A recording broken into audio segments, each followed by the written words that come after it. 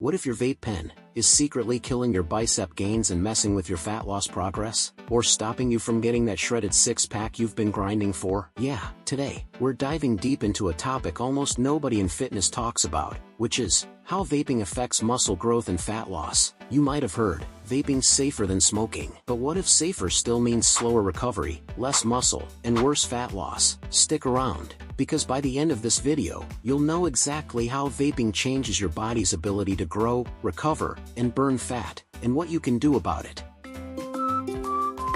Hey everyone, welcome back. Today we're tackling something that sits at the crossroads of fitness and lifestyle: how vaping impacts your body's ability to build muscle and lose fat. We'll look at what the research says, what's plausible, what's still unknown, and what you should care about if you're lifting, cutting, bulking, or just trying to stay fit. Grab your shaker bottle, get comfy, and let's get started. Before we dig into vaping, let's refresh the fundamentals of how your body builds muscle and burns fat, because if you don't understand that, you won't understand how vaping might mess with it. The first is muscle growth or hypertrophy. It is when you lift weights or do resistance work, you create microdamage or tiny tears in your muscle fibers. Then your body repairs and rebuilds them stronger and thicker. To make that happen, you need enough protein, enough calories, progressive overload, hormones like testosterone, growth hormone, and IGF-1, and, most importantly, recovery, which includes sleep, rest, hormones, and blood flow. The second is fat loss. Fat loss works differently. You need a calorie deficit, which means burning more than you consume plus good nutrition plus activity, but also things like hormones, nutrient partitioning, which are calories going to fat versus muscle, metabolic health, and recovery matter. The last one is recovery and nutrient delivery. Beyond just lifting and eating, your body needs good blood flow, oxygen, nutrients, hormonal signals, low excess stress, and proper rest. So here's the rule: anything that hurts recovery, blood flow, hormones, or nutrient delivery, hurts your results. Keep that in mind, because vaping messes with several of those. So if vaping tweaks any of those systems, we've got a potential problem. Let's see what vaping is first. Vaping is basically inhaling an aerosol created by heating a liquid, that e-juice. That liquid usually contains nicotine, a stimulant that boosts alertness but constricts blood vessels, propylene glycol and vegetable glycerin, the stuff that makes those big, cloudy hits, flavor chemicals, and we honestly don't know the long-term effects of a lot of them. It feels light, it doesn't stink like cigarettes, but that doesn't mean it's harmless, especially when your goal is peak physical performance. When you vape, you're not just filling your lungs with vapor, you're sending compounds into your bloodstream that can change your circulation, your oxygen levels, and even your hormones. And that's where things start to mess with gains and fat loss. So if you lift weights and strive for fitness, your body isn't just a gym machine, it's reliant on lungs, heart, circulation, hormones, food, and recovery. Vaping may be hooking into several of those. Okay, so how much research do we have on vaping and muscle growth or fat loss? Spoiler, not tons, but enough to raise serious red flags.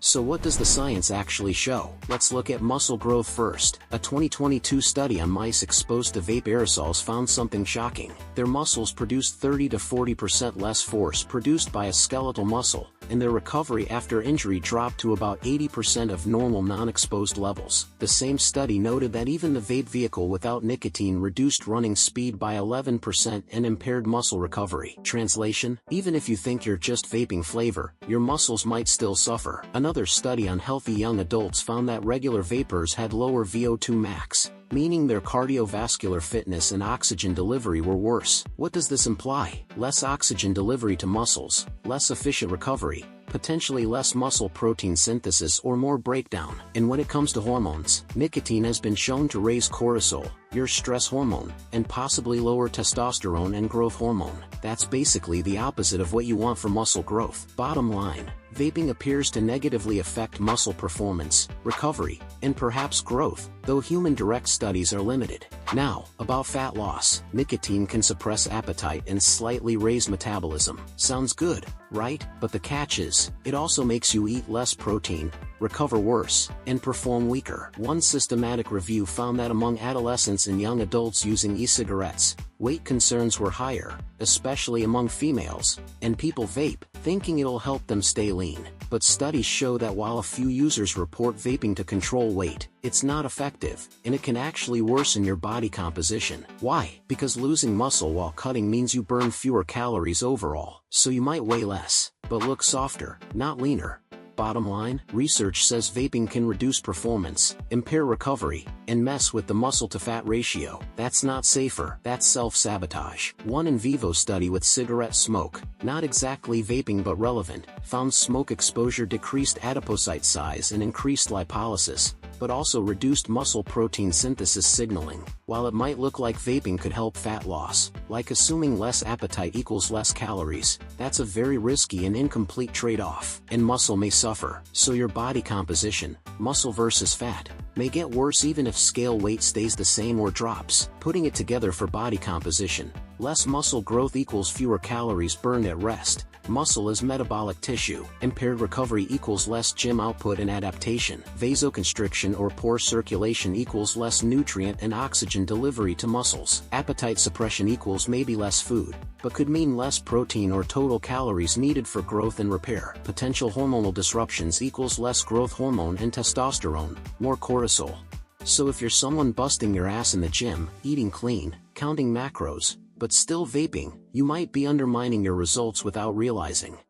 Let's dive into why vaping might interfere with muscle growth and fat loss. Number 1. Blood flow and oxygen, or nutrient delivery. Nicotine constricts blood vessels. That means less blood to tissues, including muscles, and therefore less oxygen and fewer nutrients reach your muscles. The mice study showed impaired muscle force and recovery. Also, cardiorespiratory fitness was lower in regular vapors. So, if you're trying to recover from an intense leg day, your muscles are basically running on low fuel. Number 2. Appetite, nutrition and calorie intake. Nicotine kills appetite. You might skip meals or undereat without realizing it, especially protein. But if you're in a growth phase, bulking, or maintaining muscle while cutting fat, too little food or protein can hurt muscle synthesis, because, without enough protein, you can't build or repair muscle efficiently. Evidence shows that only a small fraction of vapers consciously use it for weight control, but the appetite effect is real. Number 3. Hormones/metabolic effects. Nicotine and aerosol exposure can raise cortisol and reduce testosterone and IGF-1.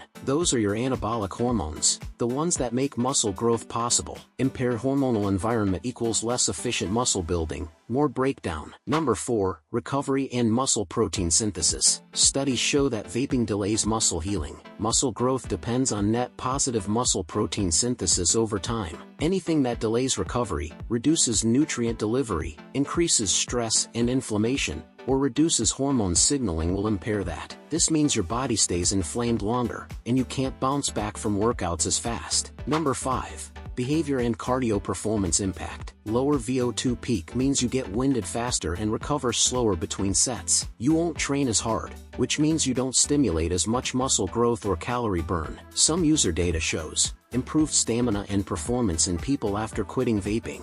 Vaping is like training with the brakes on. You might still move forward, but you're fighting friction every step of the way. Now let's zoom in on fat loss and body composition goals, because your goals might be get shredded or lose fat but keep muscle. Vaping affects that too. You're on a calorie deficit, you're tracking macros, you're dialed in, but you're also vaping every day. Here's what happens. Your appetite goes down, maybe too much. It sounds like a fat loss hack, but it comes with a cost. You undereat protein, your workouts feel weaker, and your body starts breaking down muscle for fuel. And remember, less muscle means a slower metabolism. So, you end up burning fewer calories, and fat loss stalls. At the same time, your recovery tanks, your hormones shift towards stress mode, and your performance drops. End result, you might lose weight on the scale, but you lose muscle and keep more fat, the dreaded skinny fat look. Some studies even show people vape specifically to control weight, especially younger users. But a real data survey in England by the University of Stirling says it's rare and found only 1.9% used vaping to replace meals and snacks, which is totally ineffective long-term, and it's not scientifically supported as a safe method. So if you're serious about looking lean, strong, and healthy, vaping doesn't help. It quietly works against you. Let's see practical scenario examples. Imagine there are two people. Person A trains hard, eats enough protein, and sleeps well. Person B does the same but also vapes regularly. So this means person B might train less hard due to fatigue, recover slower, instead of preserving muscle, lose more of it, end up with slower fat loss, and possibly higher fat percent versus lean mass. Over 12 weeks, that adds up. So yes, vaping might throttle your fat loss progress, not because of magic fat cells, but because of subtle effects on muscle, performance and the body's building machinery. Alright, let's get practical. If you vape but care about your training, here's what to do. First, prioritize quitting or reducing vaping. If you care about performance, muscle growth, and body composition, the evidence suggests vaping is a hindrance. But, if you're not ready to quit, at least minimize usage around training. You don't need to be perfect overnight. Start small, fewer hits per day, or no vaping before and after workouts. Second, protect your nutrition. Make sure you're still eating enough, especially your protein intake. Also align calories with your goal, and eat carbs and fats to support training and recovery. If vaping kills your appetite, schedule meals and shakes like training sessions. Third, prioritize recovery and cardiovascular fitness. Hydrate. Sleep 7 to 9 hours. Stretch. Make sure to do light cardio to support your lungs and circulation. Monitor your breathing, and maybe get a baseline fitness test, if possible. Fourth, track your performance. Track your lifts, your recovery, how you feel, soreness, heart rate variability if you use that, your body composition, but not just scale. If your lifts stall, endurance drops, or you're always sore, it could be a vaping red flag. Fifth, avoid misinformation. Don't believe the vaping for weight loss myth. It's not a diet tool. It's a distraction from real habits that actually work. And finally, if you've come this far through the video, you're serious about your gains. So, remember, quitting isn't just about health. It's a performance upgrade. When you stop vaping, your blood flow, endurance, and recovery all bounce back, and so do your gains. Your body is a high-performance machine. Every clean meal, every hard lift, every night of sleep, that's you stepping on the gas. Every puff of vape, that's tapping the brakes. The choice is yours. Now, let's quickly bust some myths and answer common questions. Myth number 1.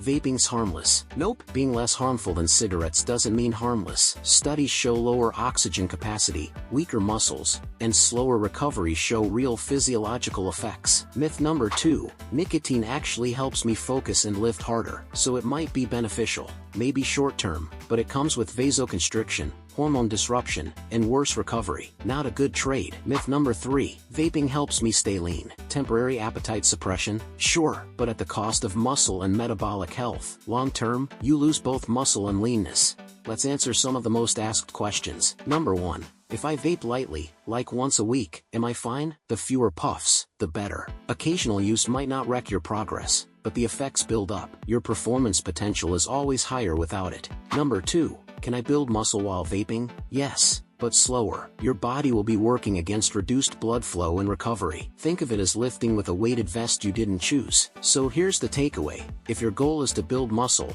burn fat, and feel unstoppable, vaping is not your friend. It is likely undermining your efforts. It's not the only thing that matters, but it does matter. Quit, reduce, or recognize it as a performance and recovery limiter. It might look harmless, but science says otherwise. Less oxygen, slower recovery, weaker performance, worse body composition. So next time you reach for your vape, ask yourself, is this helping my gains, or holding me back? Thanks for watching. If you found this video useful, drop a comment below. Have you noticed any difference in your workouts since vaping or quitting? I'd love to hear your story. Until next time, lift hard, eat smart, recover well, and maybe think twice about those puffs. See you in the next video.